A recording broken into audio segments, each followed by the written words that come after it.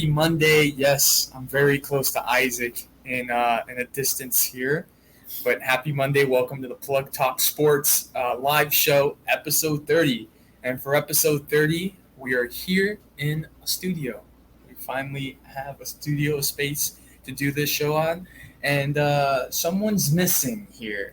Someone's gone fishing. Someone has gone fishing, and his name is Steven Lopez, Senor Steven Lopez. He's somewhere on a boat right now. I hope he drowns. That's okay. Steven, we'll see you next week. Anyone who's a fan of Steven on this show, whoever that is. Any Colts fans? I don't know who that is again. But any Jonathan Taylor fans? If there's any fans of Steven out there, he will be back next week, hopefully, eventually. Hopefully. But let's get into plugs of the week, shameless plugs. Let's start with good news first. So, Isaac, what is your plug of the week? Well, my plug of the week is the fact, I guess maybe Steven's not here today because my plug of the week is my win over Steven. And I guess I can kind of turn it into two. Now we both got wins over Steven, bro. That's right. And we just made like the camera shake. But with that being said, I will also add this. It was a good week in football because the Cowboys lost. And you knew I was going to give it to you, and I'm going to give it to you, Danny. Cowboys are crumbling before everybody's eyes. And this is what we've been waiting for. Crumbling? Yeah. Crumbling. I have no words. They didn't beat Tampa Bay. They didn't beat Kansas City. Who have they beat that is still relevant right now? I had to give it to you. Steven's not here, so I got to give it to you. Well, first off, Steven's wrong half the time. So. That's true. But anyway, I have no. Go ahead and say yours. So you have a reason to feel good about something. Yeah, my plug of the week was going to be something positive, but you kind of threw a negative in there and a positive, but that's okay. We still appreciate you. My plug of the week is going to have to be being here in the studio doing this, and of course Philadelphia, being in Philadelphia for us and covering the first round of Major League Soccer playoffs. I've been kind of around different cities and different states for the last 2 weeks. At this point, yeah. I don't even know what year I'm in, what day, what city I'm in. But just grateful for that. It's been great to be able to cover that and be part of the Major League Soccer playoffs. Awesome. And I know you told me about you have a few stories for us, but the culture shock was definitely there, right? Honestly, yes. Obviously, I don't like the Eagles. I really hate the Eagles. But I gained a respect for Philadelphia fans coming out of that game. First of all, it was really cold. Subaru Park, for those, if you guys have ever been to Subaru Park, it's right there. It's on the Delaware River. So it was about 30 degrees, and you got 20-mile-per-hour winds coming off of the river, and it was completely just frozen for us. And there were people around us were yeah, we can tell you're not from here. And I'm yeah, I'm not from here. But the Philadelphia fans, man, boy, were they just intense and passionate, and I got to give it to them. And I'm happy they move on to the second round of the playoffs. And also, New York Redbulls fans. I mean, it's only an hour between New York and Philadelphia. They showed up. They put their own banners in the stadium. They were making noise the entire match. And obviously, the result didn't go their way, but credit to them for making noise. But Philadelphia fans, I'm sorry, and I'm going to say it, but those are some passionate fans, and I got to give it to them. I think having that experience, better than Miami fans. Really? I'm going to say that. Because, you see, I feel like our culture, we only show up, or at least, not me because I'm not like that, but Miami fans only show up when their team is winning. Yeah. And they're the type of people, if their team starts doing bad, you see them all scrambling like cockroaches for the exits. Leaving in the middle of the finals. Exactly. These people, it can be 25 degrees outside, even if their team is bad. They're all there, and they're all supporting the team. And that's how it should be, honestly.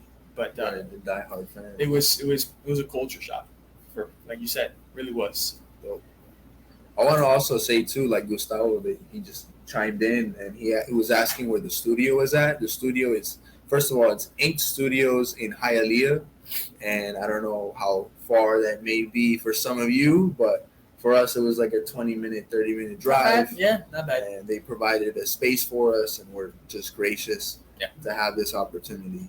But yeah, I don't know if you want to go ahead and start with shameless plugs or anything like that. Shameless plugs, boy. There was a lot of them, I think, this week. But I gotta go, and we're gonna get into this a little later on. But the Gators, yeah, Dan Mullen losing his job. We're gonna get into that a little bit later, like I said. But that was my shameless plug. I mean, they get a 5th straight loss in Missouri. That was rough, and that's all I can say about that right now. But my shameless plug is definitely going to be a Dan Mullen. And also, this is going to be my shameless plug. I'm throwing this in there. Shout out to my dad if you're watching this. This guy, we're in Philadelphia. He decides he wanted to go visit the Rocky Steps. You know, the famous. You know, goes up to get to the top, and hey, Adrian, I did it. Yeah. So we're there. It's about 70 steps, and we're at the bottom. And my dad says, "Hey, I'll race you to the top." And I'm like, okay, bet. So we're going up the steps, and he starts to realize we're halfway there. Now, there was a post, if you guys saw on my Instagram story, of me and my dad both going up the steps. You guys saw that. It was all going well. What you didn't see what happens when the camera shut off, which was bad. We're halfway up, and my dad sees me beating him, and he decides that he wants to start going 2 steps at a time.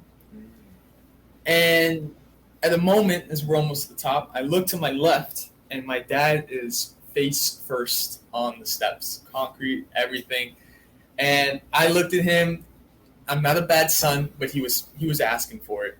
I looked to the left, and I kind of just chuckled, and I just continued going to the top. This is the guy. And my mom was at the bottom, and she was like, "Eso que pasa pa comer mierda?" And I was like, I don't know who that is. The guy was just racing me, fell on the floor. Right. So Dad, if you're watching this, yeah. Next time, just don't try. 56, 23. I mean, it's also, I guess he got maybe a little overconfident. Like maybe he hit that first, double step or whatnot, and then he just can't get greedy, I do give it to him, though. I mean, I was still able to do it, but right before that, we did have a ginormous Philly cheesesteak. I showed you the picture. That's right. Yeah, the guy, he had the Philly cheesesteak, and he ate it in like 2 seconds. And on our Uber ride to the steps, boy was just knocked out. He was in the corner like this, and he was like, "Oh, the Philly cheesesteak got me a little sleepy." So it could have been that, as soon as he started going up those steps 2 by 2, got a little doozy and miscalculated a step there. So definitely, if you're at home and you want to go up the Rocky Balboa steps, just make sure you remember us. You go step by step and don't pull my dad, and land face first. And in the cold, where it hurts a lot more. I can't imagine. I'm glad he's okay, though. He is okay. We didn't have to take him to no Leon Medical Centers or anything. He's intact. Armin is intact. Yeah. It was shameful. All right. And we'll talk more about the Gators for sure, because I wanted to get into that. But my shameless plug. And I know a lot of maybe Manchester United fans would probably feel the same way, or maybe different. Maybe they wanted Ole to stay. Ole Solskjaer, the head coach of Manchester United, who was just let go this week. Now, of course, I agree with him leaving the club. I think the tactics were not working. The players did not respect him. I agree with the firing, right, or the sacking, right, as we say in the football world. But the way that their social media pulled it off, though, on their Instagram was just terrible. Like, I don't know if you guys can probably go to the Manchester United Instagram page, and it's like the last post. They posted a post-firing interview with Ole and asking him, Ole, if his team was ready to be interim, if his assistant coaches were ready to step up as the interim coach, like Michael Carrick and so on and so forth. Yep. And he starts getting teary-eyed and talking about how close they were of winning a Europa League title against but was it Valencia? Yeah. Yeah. So it's just why you're gonna fire the guy, then you're gonna stick a camera in his face and ask him questions. Like it was just done so awkwardly. Shameless plug for Manchester United's Instagram team. Poor guy, man. Like you just get fired and you get put through and that. How do you feel process. about this? It depends where you're at. I mean, some places you'd be like, I'm happy, I'm gone. I'm good. True. It is Manchester United, so yeah, I'll pray for you. Well, let's get into it. This is a topic that I told you earlier. I'm very emotionally charged about, and I'm so happy with the result about it. But LeBron James, I don't know if you guys happen to see him throw an elbow, says it's not on purpose. Yeah, an elbow or two. He has finally been suspended by the NBA for one game. Isaac, let me tell you, it is about damn time. You know why? Because this guy gets away with everything. I still remember in the NBA Finals, Tyler Hero was defending him. He comes in. You can see it extends the entire arm, shoves Hero off, gets the layup, no call. I'm so sick and tired of seeing LeBron doing Frank Vogel's job this season already. When the Heat were playing the Lakers at, what is it now, called Crypto Arena or whatever? Yeah. They changed it from FTX. Yeah. Well, that's the Heat, but in LA they changed it from Staples Center to like Crypto.com Arena or something like that. Yeah, it's some Coinbase.com. Yeah. It should have stayed with Staples Center. It's historic. But anyways, LeBron wasn't playing that game against Miami, and he was standing up more than Frank Vogel, and I was just, at one point I lost focus in the game, and I was like, can you please sit down? Please. Like, you are not playing today. Sit down. Like, he just, at this point, as the older he gets, the more on my nerves he gets. I do appreciate, no, don't take this the wrong way, but I do appreciate everything he's done, for Miami and the 2 championships. But he wasn't as annoying as, he is now and he was back then. He just gets on my damn nerve, man. And, he's the poster boy of the NBA and gets away with everything. But you know what? Adam Silver grew a pair, something David Stern couldn't do, rest his soul, and said, no mas. LeBron, you are suspended for 1 game. And you know what? He might not care, but you know what? I hope that he sits down and he watches his Lakers on television and he thinks about what he did wrong. Sit in the corner, LeBron. Good riddance, LeBron. Sick and tired in the of penalty box like they do in hockey. No, I didn't even want him to be in the arena, Isaac. Okay. I want him to be home in Brentwood, where he lives, his neighborhood in Los Angeles called Brentwood. I want him to stay in his little house, and I just want him to watch the Lakers from there and think about next time.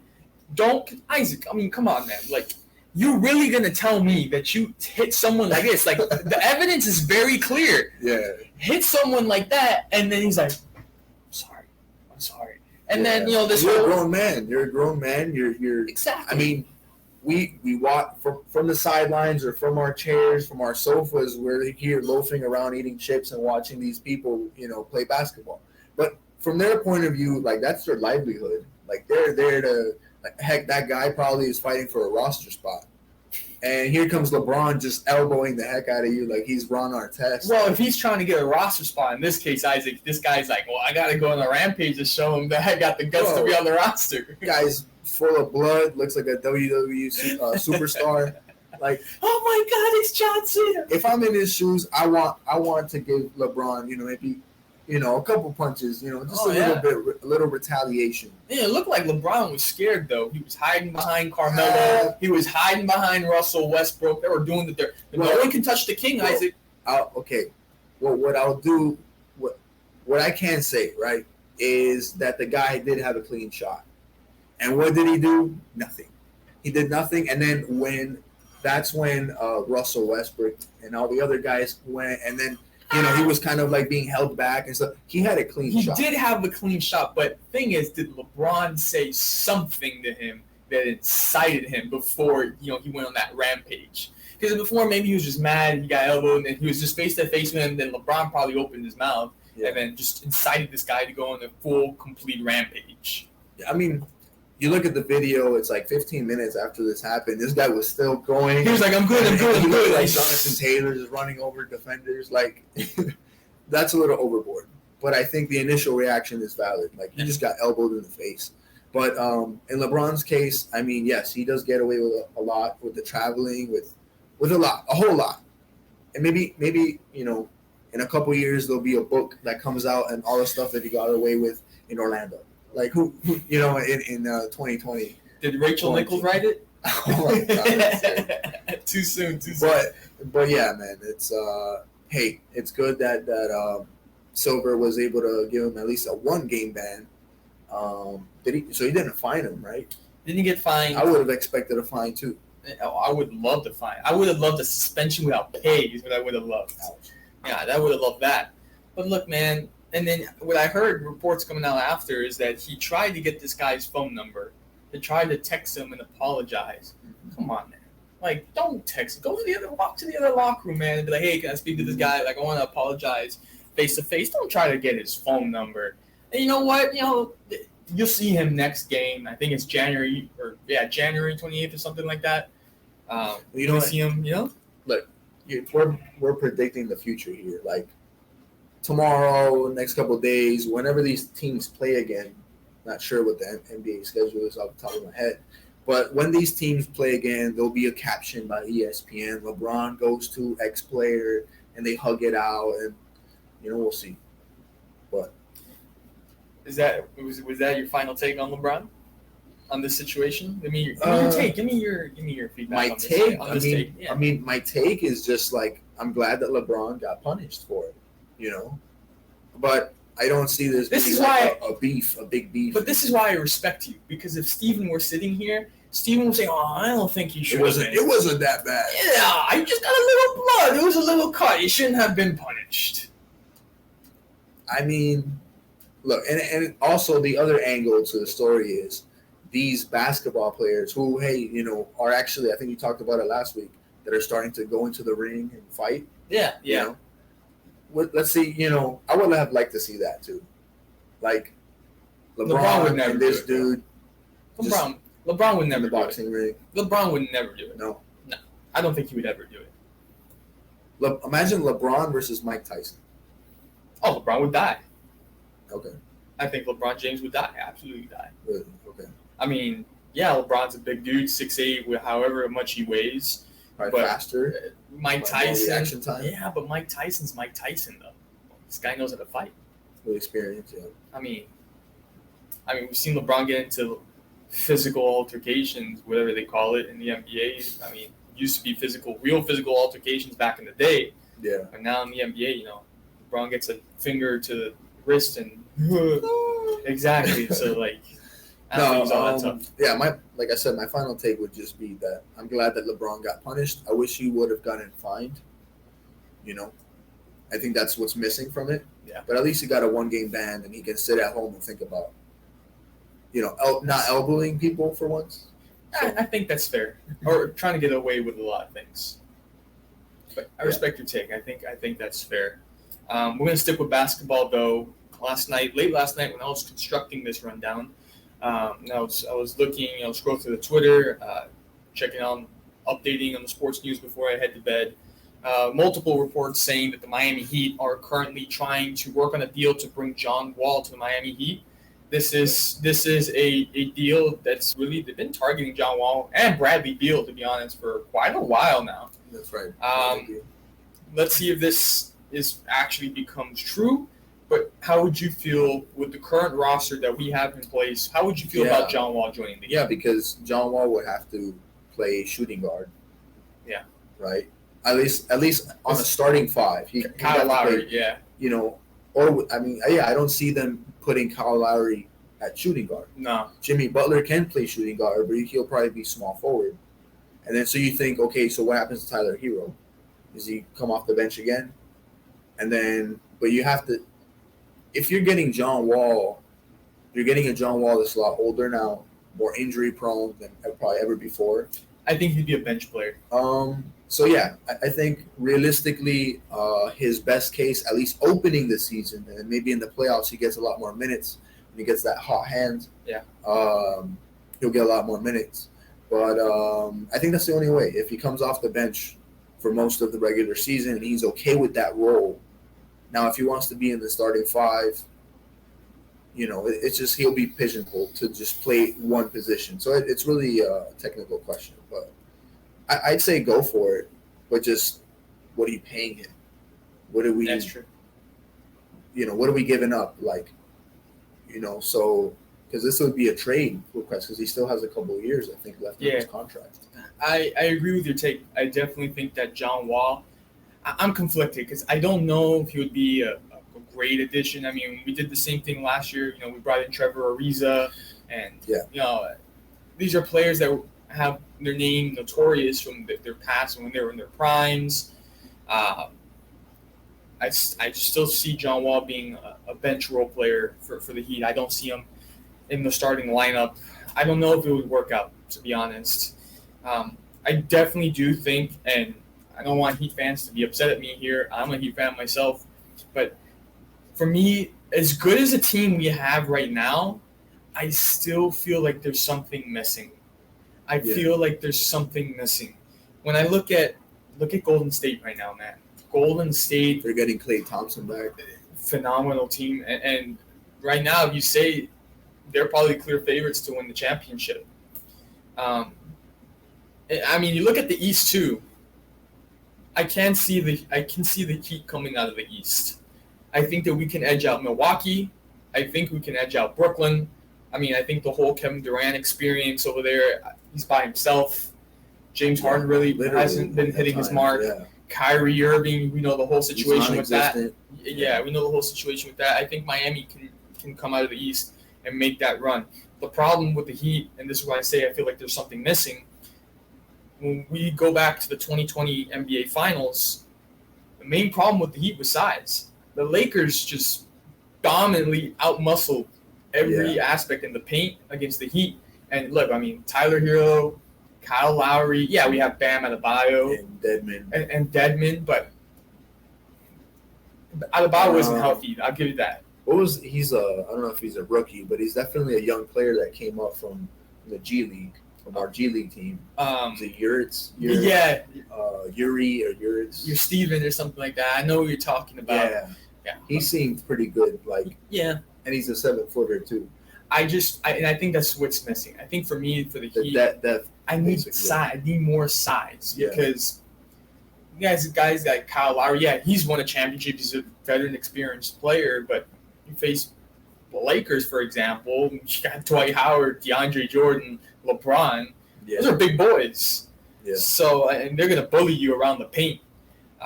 So for me, that's my problem with the Heat is size, and I don't think that acquiring John Wall, because I'm thinking in a win now mode. He's also a ball dominant guard. Yeah. So that's what I was going for when I was talking about his position. What his position would be, he'd be a shooting guard who's ready to catch and shoot, and he has to play defense too. That's the thing, he has to play defense too. Yeah. In a system like Eric Spoelstra, you have to play defense. Yeah. So I don't know. That's the thing. If what his mind state is he ready to get in the best shape of his life? But we always talk about these superstars coming down here and having to fit that mold of the culture. Is he that guy?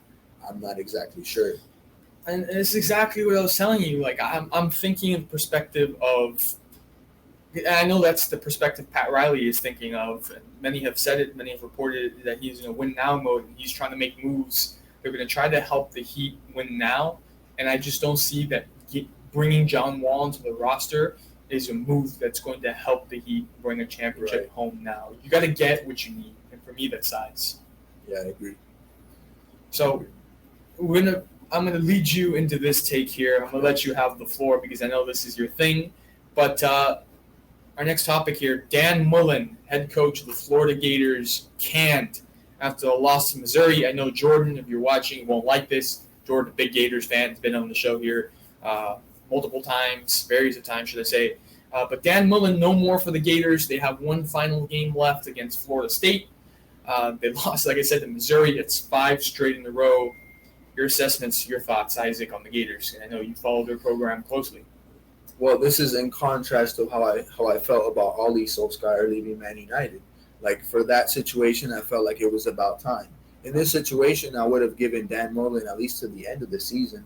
You're probably not going to be bowl eligible, at the worst. But at the best of it, you are bowl eligible, and you're, able to just make something out of nothing.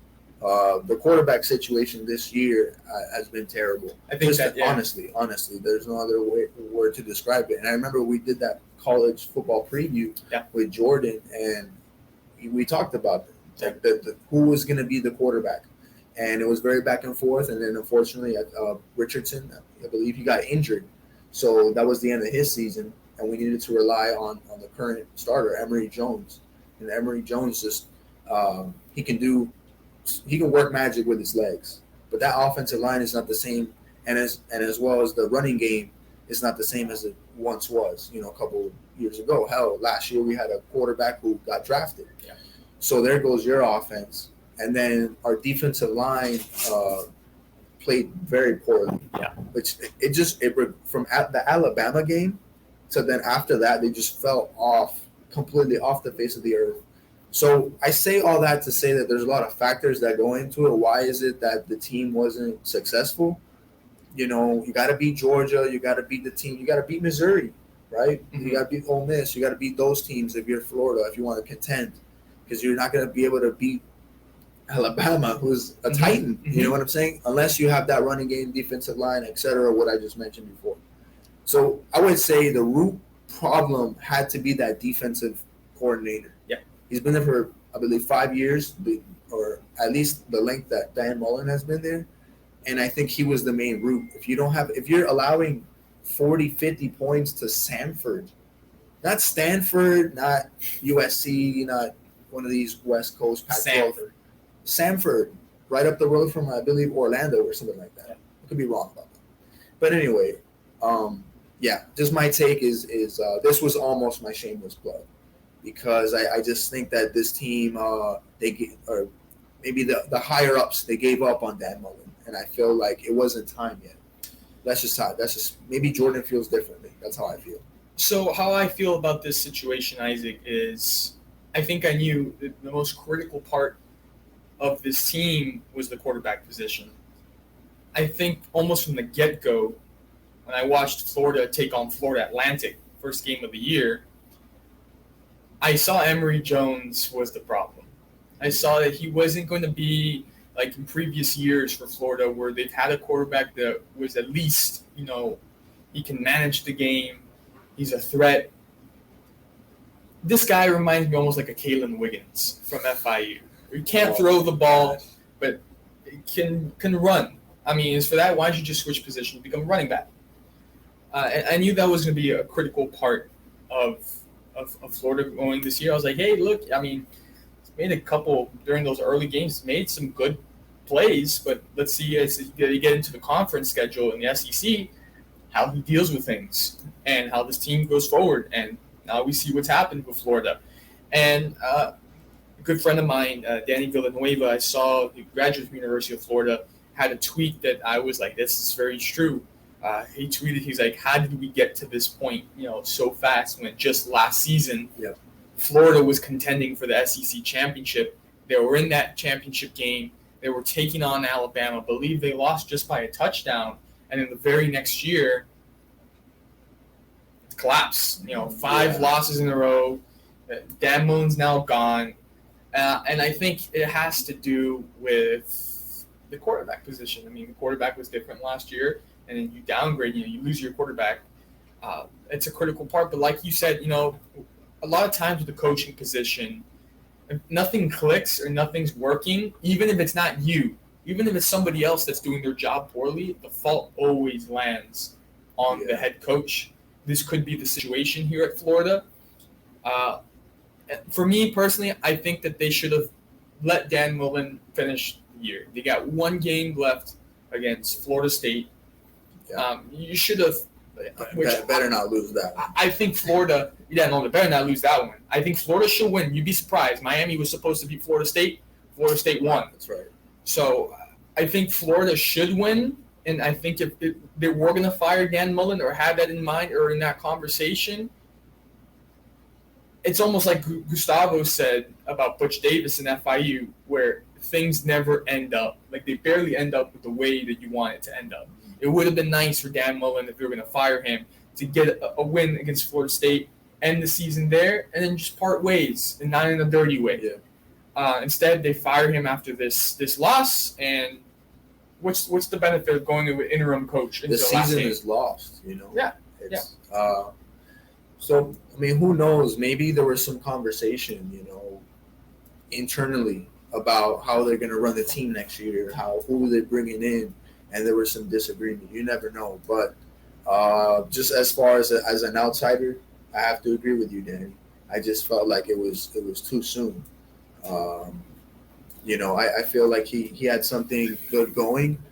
The defense has been atrocious this year, and that is something that is non-negotiable. But he's not a defensive mastermind. Yeah. So, you know, your defensive coordinator, you get him out of here. So, yeah. Now, Isaac, is something to think about. It's pretty interesting. That makes 3 First Division FBS programs with vacant coaching jobs coming up. You got FIU. Yeah. Most likely going to be Miami. I don't think Miami's going to keep Manny Diaz there, especially after AD Blake James was let go. That's right. And now you have the University of Florida. So you're going to have 3 programs in this state looking for head coaches. And there's been all sorts of names thrown out there. I mean, you heard, and this is just people being hopeful, but you heard people saying, oh, why don't we bring Mario Cristobal back to FIU? I'm like, look, he was at FIU. He used that as a launching platform. He did good with FIU. The first winning seasons for that program was under Mario Cristobal. And he gets to Oregon. You think he's really going to leave Oregon to jump back into FIU? Back to South Florida. Or yeah. I mean, I could see him jump back to South Florida, but it's not going to be with FIU. I can see him take the Miami. He used to play for Miami. I can see him taking the Miami job. I don't think he'll go back to FIU. I'm just being honest, and this is me as an FIU alumni. Lane Kiffin's been linked to the Miami job, and the same thing goes for Mario Cristobal. You're in a high-ranked program. You've done well. You're really going to leave those programs to come to Miami, who, quite frankly, we saw an interview on College Football Game Day on this past Saturday where they had Ed Reed on there, and he was like, the standard at Miami is nothing compared to when we played. You know, we played as a team. These guys are playing as individuals. Right. And I think that's a big blow to the athletic department at University of Miami. It's been like that for years. It's been like that for a while. So to dump somewhere like Oregon, who's a fantastic program, or even leave Ole Miss, they've done a fantastic job, come to Miami, I don't think that's a smart choice. But like you told me earlier, the only reason why I'd see him down here is for the money. Yeah, and you just mentioned Lane Kiffin, and I feel like Lane Kiffin would be a Manny Diaz 2.0. He's smart with the reporters, just in the same way, always making excuses, you know. And it's this very toxic. What's the word? Just sassy. Lane Kiffin is sassy. Give me Lane Kiffin is sassy for 100. You know, it's like Jeopardy. But yeah, that'll be an interesting watch. Butch Davis, does he continue to coach? It's going to be interesting. He just turned 70, I believe, last week, and for me, and I don't know what his decision. He said previously earlier this year that he wants to continue coaching. Yeah. But for me, I think it's time for Butch to look. He's done it all. He's built national championship winning programs. Yeah. He's won Super Bowls with the Dallas Cowboys, which was very happy. I got to see those rings up and personal, and God, it was fantastic. But anyways, you've done it all. I just don't see the need for you to continue coaching. The only reason why I think you want to continue coaching is just for the love of it, you know, the love of coaching kids and young men and getting them ready for the next level. It's the only reason why I see him doing it. But aside from that, he doesn't need to. He doesn't need to. And I don't know. From my knowledge, I really don't know who's going to end up at the FIU coaching job. I don't know who's going to end up. We also have a vacant athletic director job. Don't know who's going to end up there. What I can tell you, and obviously from my knowledge being within FIU, this is a good move, but they have to make the right decisions. The university does, because you have to get out all the people, and I've said this previously on the show, you have to get out all the people who have loyalties to other places and don't really care about the athletic program. And that's the first step, just to weed everybody out. They did the first good move by weeding out the athletic director, Pete Garcia. That was a long time coming. A lot of alumni have been calling for it for a while now. They finally were able to do that. It's just they got to weed out all those people. And I want to actually, Isaac, I want to address something here. There was a reporter actually from the Miami Herald who I won't mention her name just out of respect, but she wrote an article recently saying, and mind you, it's the type of people that we're dealing with, that work in our athletic program. She's just another type of person, that does these things. She's never talked about FIU ever in her life. Through her reports and stuff like that, never talks about FIU. Yeah. Sees the success of FIU soccer, starts writing about them. And probably like the last game of the season where they beat Marshall caught her attention. That was it. She writes an article. She's a UM professor. It's facts. I have a friend taking her class. And she's a UM graduate herself. And she goes on the audacity to write that maybe FIU should just focus on, on their soccer program and just cut the entire football program out in general because they're no good and it's a waste of money. Yeah. Now, I responded to her online. I didn't get a response from her. And I told her, I think maybe you should, and this is a problem, my problem with a lot of UM graduates and UM fans or bandwagon fans or whatnot.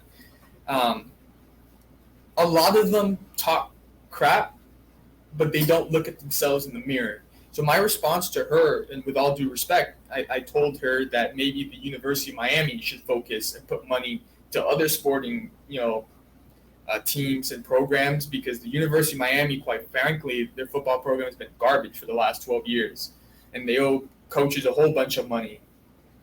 So if you're going to talk about our football program like that we should cut it because, they haven't been good or relevant and whatnot, and focus on other sports, that can go the same for the University of Miami.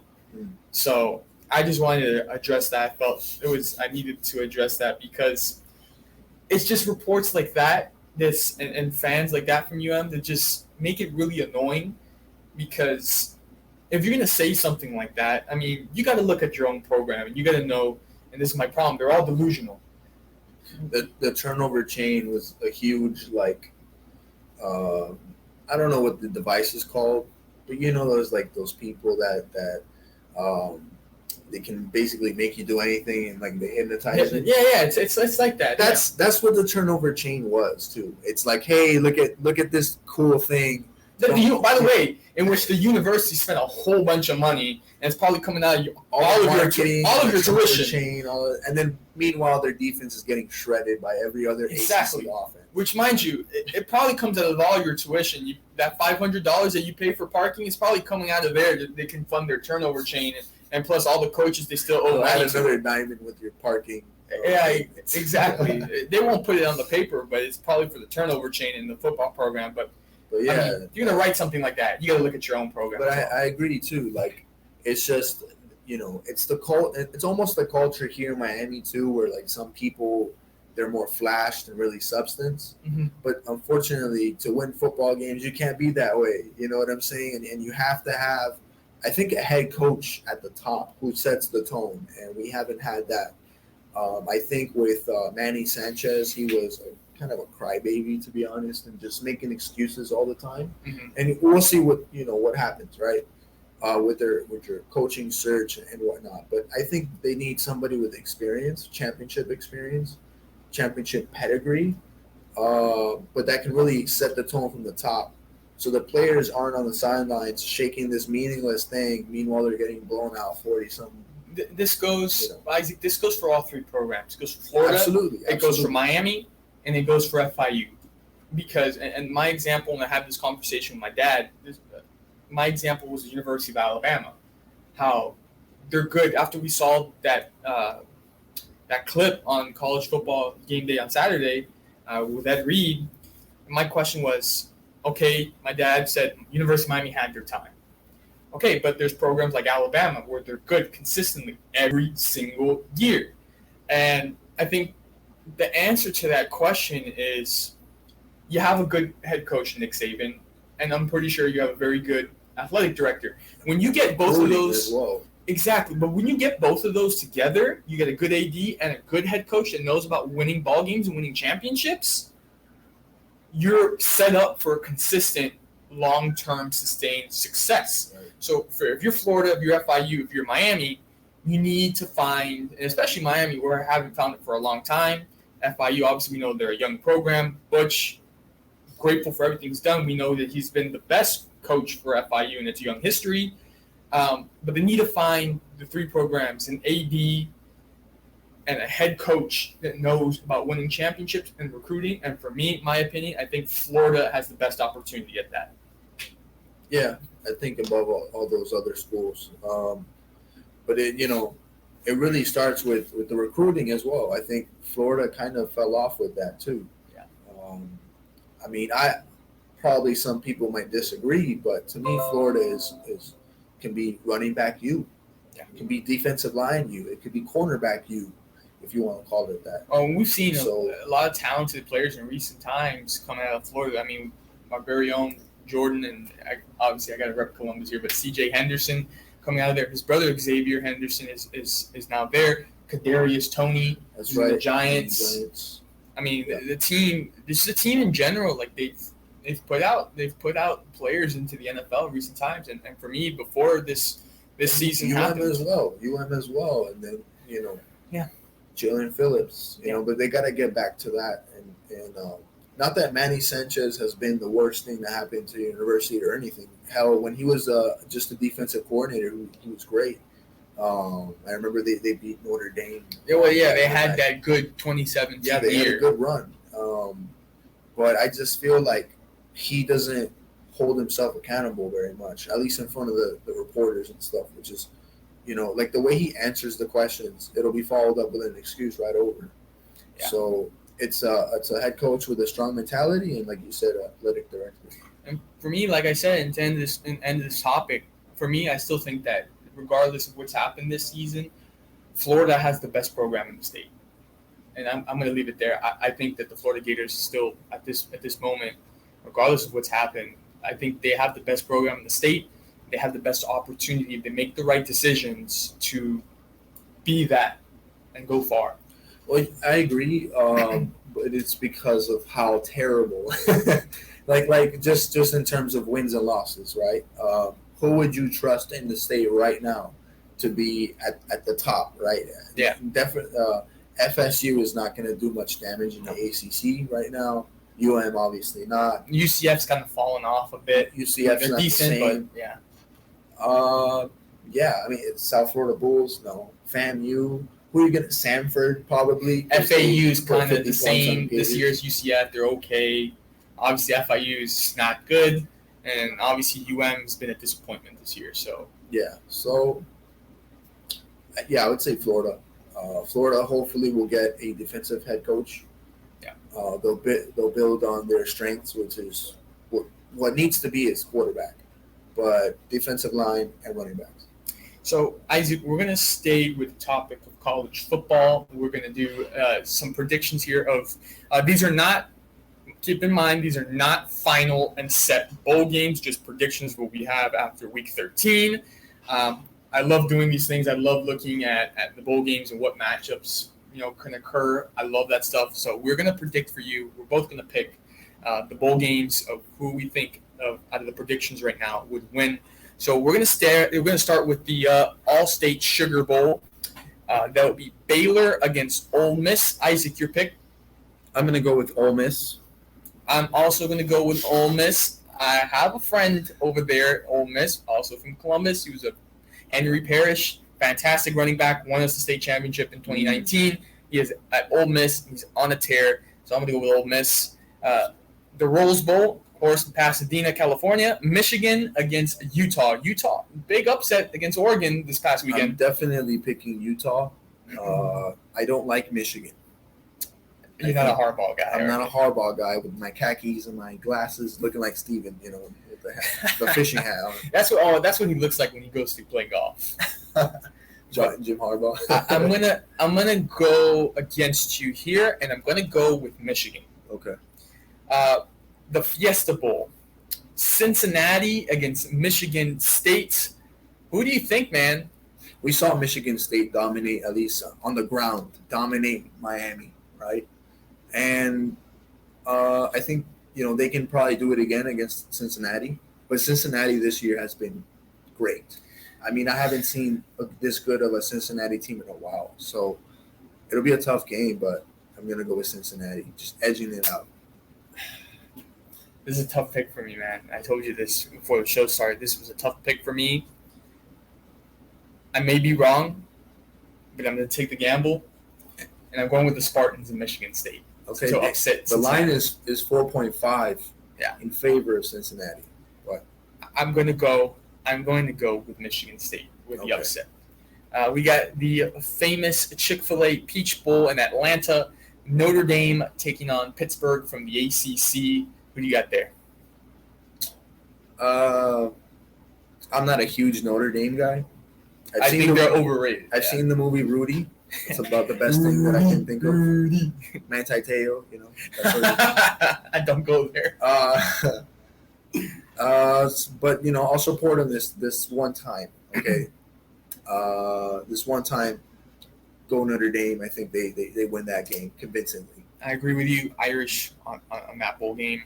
The Texas Bowl. The Texas Bowl. Should I bring back my Texas accent from last week? No. Put that away. Iowa State against Mississippi State. Who you got there? I'll go with Mississippi State. I'll go with the wild card, Iowa State. For all my Iowans out there. Is that what they call Iowans? I have no idea. He said it. The VRBO Citrus Bowl, which, by the way, if you haven't stayed at the VRBO before, it's in Orlando. That's it's in Orlando. VRBO is obviously it's another what you call it, Airbnb type company. They started that's VRBO. Yeah, I've used my mom. Well, I haven't. My mom's rented the VRBO. But Citrus Bowl, Orlando, Wisconsin, Texas A&M. I think both of these schools are overrated. But I said Wisconsin. It came out of your mouth. Wisconsin's overrated. I'm going to go with Texas A&M. Hey, you're pissing off a lot of people over there in Wisconsin. Texas A&M also beat Florida. So, I'm going to go with the Aggies. I'm going to stay with Texas A&M. Johnny Manziel. Don't go there. Outback Bowl. For all you Australians, the Outback Bowl. Far from Australia, though. This is in Tampa. Iowa against Kentucky. I'm going with Kentucky on this one.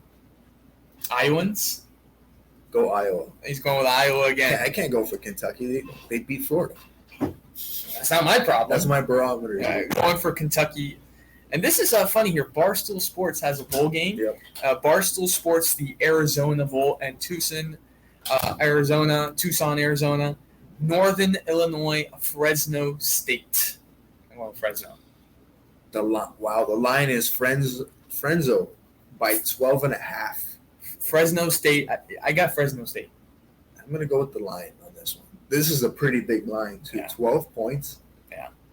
Here we got the Gator Bowl in Jacksonville, Wake Forest against Auburn. That's easy for me, Auburn. Auburn, they're an SEC rival. But please destroy Wake Forest. I'm going with Auburn as well. This is about to get controversial here. Okay. First of all, they're playing in a bowl that's called the Tony the Tiger Sun Bowl. I think that already makes it comical that they're sending Manny Diaz to a bowl game called Tony the Tiger Sun Bowl. Miami, Oregon State. Isaac, let me say it. Ask me the question. Will Miami win? Will Miami win? Hell no. Going with Oregon State all the way, baby. Hurricanes ain't winning another bowl game. Go Beavers. Yeah. Whatever they are. Chipmunks. They're from Oregon. They got all sorts of animals up there. They got beavers, all that stuff, otters, what have you. But hell no. Oregon State taking that bowl game over the Hurricanes. in the Tony the Tiger Sun Bowl. Can't forget about that one. Go come get your sugar, kids. Get that cereal out of your system. Frosted Flakes. Frosted Flake. Here we go. The Music City Bowl in Nashville, Tennessee. Minnesota against Tennessee. So they're hosting. I've been to Minnesota, and I've also been to Tennessee. Which one did you like better? I'm not a Tennessee person, to be honest. It's just hills. It's hills. Hills and country farmhouses. Yeah. So Minnesota. I'm gonna go with Minnesota. I'm gonna go with Minnesota as well. Yeah, because I wouldn't feel good cheering on the Volunteers. That would be weird. Yeah, I wouldn't volunteer to go to Tennessee either. The Duke's Mayo Bowl. We got North Carolina, Arkansas. This is tricky, man. I'm gonna go with North Carolina. Why not? Go Tar Heels. I'm gonna agree with you. Tar Heels. What's gonna be my school? Just to piss off Duke fans, even though I know it's the wrong sport. But you got your reason. My reason. I almost went to UNC. What? Yeah, I had done my school tour there. I still have the Carolina jacket in my closet. Was about to go there. I'm glad you did it. So yeah, I would have been a Tar Heel, not a Panther. It'd be cold right now, doing the podcast in some frozen. I would be cold right now. Storm. Yeah, so I'm gonna go with North Carolina as well. The Las Vegas Bowl out in the desert, they call the Death Star, Legion Stadium. Penn State, UCLA. I'm going with UCLA. Is Josh Rosen still there? Oh God. I'm gonna go with Penn State. Okay. Go Penn State. Difference of opinion there. The Valero Alamo Bowl, or Oklahoma against Oregon. This sounds like a dope game. Yeah. Last time I checked, Spencer Rattler, is he still starting for them? He is not, but he did. Yeah, he's been on and off. I don't like Spencer Rattler. I'm gonna go with Mario Cristobal here. With my crystal ball. There we go, man. Predict what we're talking about. Woo! Ducks. The Ducks. I'm going with Oregon as well. The Cheez-It Bowl. Clemson, Kansas State. Clemson's been pretty bad this year, but I'm going with them anyways. Yeah, I think I'll go for I forgot his name now. What's his name? The head coach of Clemson. Oh, I forgot his name. He's got a great name. He's got a great name. Man, how did I forget this? He's not that important. Whatever. The New Era Pinstripe Bowl in Yankee Stadium. Virginia, Purdue. Purdue's been good. I'm going with Purdue. Been good. Yeah. I got to go with Purdue on that one. The Fenway Bowl. This is a new bowl. It will be at Fenway Park, home of the Boston Red Sox. Boston College, so not going very far, against SMU. I got to go Boston College. Boston College? Yeah. Yeah, why not? We got the San Diego Community Credit Union Holiday Bowl. What a long name. That is a very long name. NC State, Arizona State. I'm going with Arizona State. I agree there. Is Herm Edwards still coaching there? I can't neither deny or confirm that. The Guaranteed Rate Bowl, Rutgers, West Virginia. The line, by the way, guys, the line is West Virginia by 10. So I'm gonna go with West Virginia, the Mountaineers. I want to go against you, just because I feel like it, but Rutgers. Rutgers, you're a Rutgers guy. Yeah. New Jersey. The AutoZone Liberty Bowl, Texas Tech, South Carolina. We saw Texas Tech absolutely light up FIU, but these days that's not very hard. I'm gonna go with South Carolina, to be honest. Yeah, I gotta go with South Carolina. The Serve Pro First Responders Bowl. And wait, tell me, where is it at? Where's it at? Oh, in Dallas, Texas. Dallas, Texas. Say it like that. Army versus Toledo. I'm gonna go Army. I'm gonna say Holy Toledo, go Toledo. Oh God, I'm going with Army. I don't know why you would pick Toledo, but okay. The Ticket Smarter Birmingham Bowl, Missouri against UAB. Missouri. I don't even know why they have the spread on UAB. Missouri beat Florida. Yeah, exactly. So that's my call. I don't even know UAB why. All the way, baby. The Military Bowl, Louisville against Houston. I'm going to go with Louisville. I'd be interested if it was their basketball teams playing. Yeah. But I'm going to go, I'd probably definitely take Louisville because Houston is favored by 0.5. And if you're, not to say we are, but if you are putting some money on this stuff, 0.5 is not going to should not convince you otherwise. So, we're almost done. Don't worry, guys. We're almost done. The Quick Lane Bowl. Georgia State against Kent State. Georgia State, they've been pretty decent this year. The Camellia Bowl. Western Michigan, San Jose State. This one doesn't even have the spread. It says pick 'em. Pick 'em. It says pick 'em. 50-50. San Jose State for me. I'm going to go with San Jose State. Their mascot is cool. The Easy Post Hawaii Bowl. So Utah State, UCF. Anyone at UCF, get a nice little trip to Honolulu. Going with UCF. I'm going to go with UCF as well.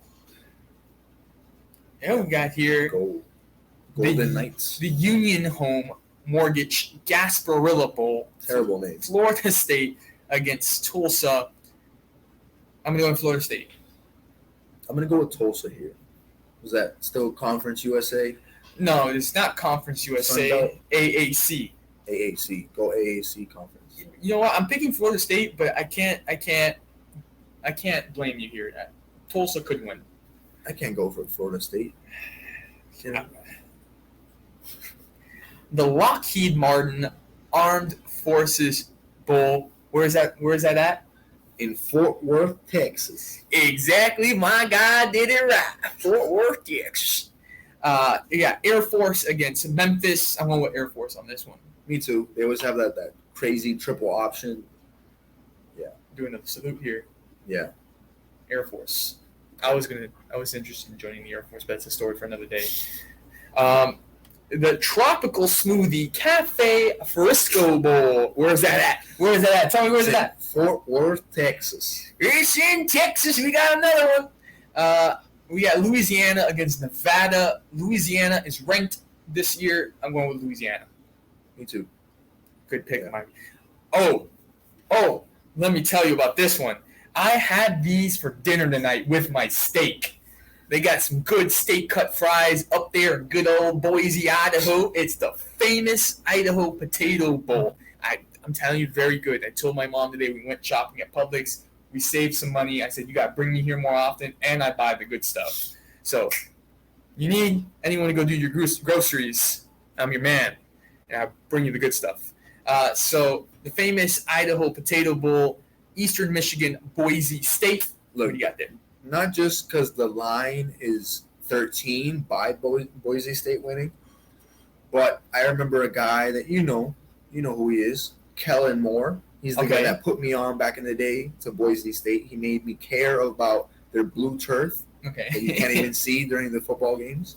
But yeah, go Boise State by 13. I'm going Boise State as well. Here we go. The Myrtle Beach Bowl in Myrtle Beach, South Carolina. We got two teams from the Carolinas. Coastal Carolina, East Carolina. Coastal Carolina was ranked this year, so I'm going for Coastal Carolina. I'm going to go with East Carolina with a big upset. Go Pirates. Why not West? All right. The New Orleans Bowl. Marshall, Appalachian State. Oh, I know who you're going with, but I have a difference of opinion. I'm going App State, baby. Boom, North Carolina represent. Look, a guy by the name of Randy Moss went to Marshall, and for that reason, go Marshall. Okay. Now, the next bowl game here, I'm very upset about. I don't like it. It's called the Jimmy Kimmel LA Bowl. I am a Jimmy Fallon fan. Don't like Jimmy Kimmel, so I would have preferred if it was the Jimmy Fallon LA Bowl, but whatever. We have Washington State, San Diego State. I'm going with San Diego State. I'm going to go Washington State. Okay. We have the Radiance Technologies Independence Bowl. Terrible. BYU against UTSA, who has not lost this year and is ranked, I believe, 15. That's crazy. From Conference USA. From good old Conference USA. You see how good we can be coming out of Conference USA, but they let us down? UTSA, yeah, it's hard to argue that one. The Lending Tree Bowl game in Alabama. Troy Liberty, we're getting a lot of lending nowadays, but going to say Liberty. Yep, going with Liberty. As a little, well, it's not really, they're favored by 9, but go Liberty. They are now going to be part of Conference USA, by the way. Interesting. We got 4 bowl games left. The New Mexico Bowl, Wyoming against UTEP, going with Wyoming. Go Wyoming. Yep. The roofclaim.com Boca That is a terrible name. Western Kentucky against Central Michigan. My 2 favorite schools. I love watching both of these teams. Western Kentucky. Western Kentucky. How can I forget? The Cure Bowl in Orlando. Man, Orlando's got like 5 bowl games. Old Dominion against Ball State. I'm going Ball State because Old Dominion's just trash. I don't even know why they have the spread. Old Dominion will dominate. That's a headline. Okay. And here's a bowl we all know very well. The Makers Wanted Bahamas Bowl. Florida Atlantic, our arch nemesis, against Miami. Not Miami, Miami, Ohio. Of Ohio, yeah. Of Ohio. They have the spread. I say FAU by 52.